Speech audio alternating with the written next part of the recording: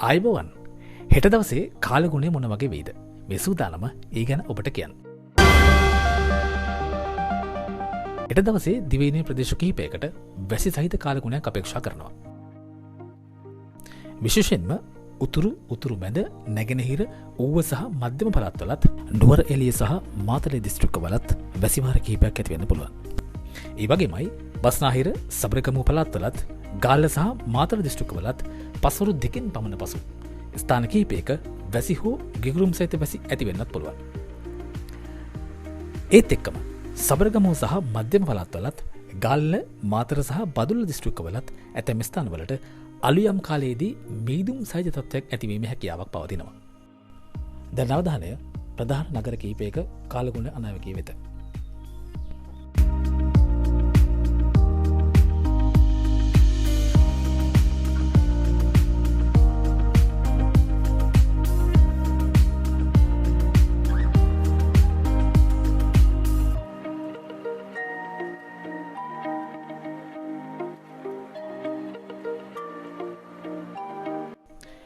කාලගුණ විද්‍යා දෙපාර්තමේන්තුව හැමදාමත් වගේ ජනතාවන් ඉල්ලා සිටින්නේ ගිගුරුම් සහිත වැසිත් එක්ක ඇති වෙන්න පුළුවන් తాවකාලික තද සුළං වලින් සහ අකුණු මගින් සිදුවන අනතුරු අවම කර ගැනීමට අවශ්‍ය පියවර ගන්න කියලයි.